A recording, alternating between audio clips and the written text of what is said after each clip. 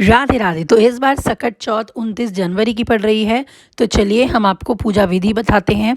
और पूजा विधि बताने से पहले मैं आपको बता दूं कि सकट चौथ पर गणेश भगवान और गौरी माता की पूजा की जाती है।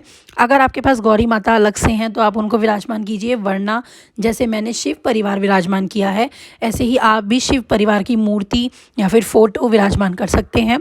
उसके बाद आपको और चौकी पर रखना है, और चौकी पर ध्यान रहे आप लोग पिंक कलर का या फिर येलो कलर का कपड़ा या फिर रेड कलर का कपड़ा बिछाएं, उसके अलावा कोई कपड़ा ना बिछाएं। ठीक है।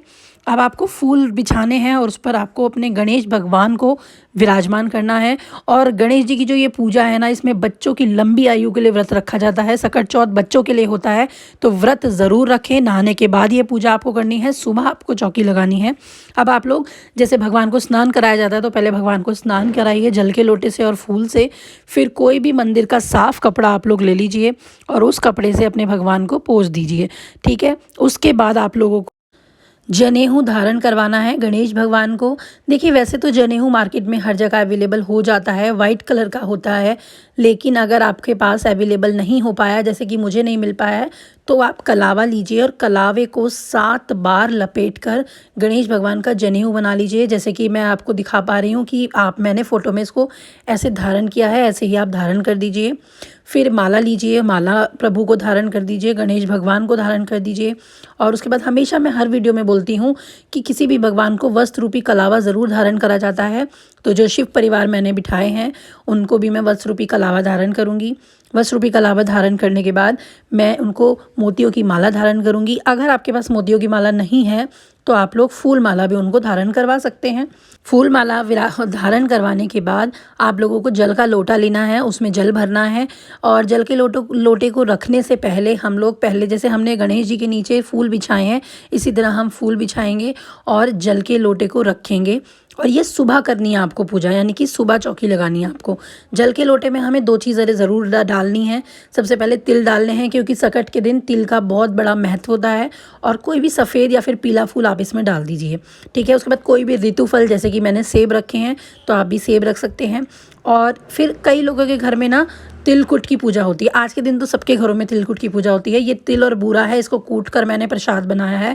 आप तिलकुट का लड्डू भी बना सकते हैं, गुड़ और तिल का भी लड्डू बना सकते हैं। और किसी किसी के घर में बायना निकलता है तो सास और नंद को ये बायना दिया जाता है। श्रृंगार का सामान, साड़ी और वस्त्र आप सब लोग इसमें यहाँ पर पूजा में रख सकते हैं। ठीक है जी। उसके बाद गणेश जी को दूर्वा बहुत अति प्रिय होती है, तो दूर्वा आप अपने गणेश जी के पास विराजमान कीजिए, दूर्वा चढ़ाइए उनको।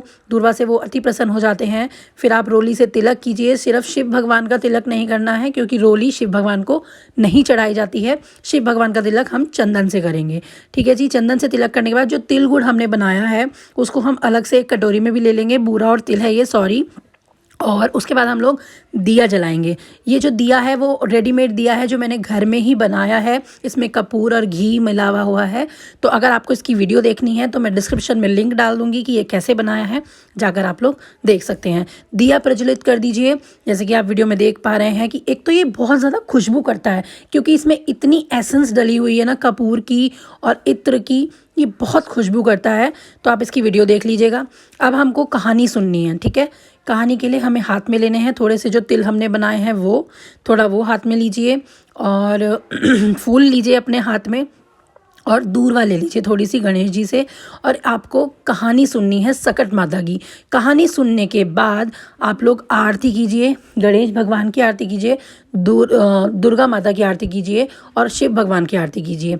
उसके बाद जो जल का लोटा आपने रखा है वो जाकर आप सूर्य नारायण को दे दीजिए। और जब शाम को पूजा होगी, जब आप लोग बायना निकालेंगे खाने का, तब आपको दूसरा लोटा भर के रखना है। तो इस तरह से आप पूजा कर सकते हैं। वीडियो पसंद आए तो लाइक और सब्सक्राइब कीजिएगा।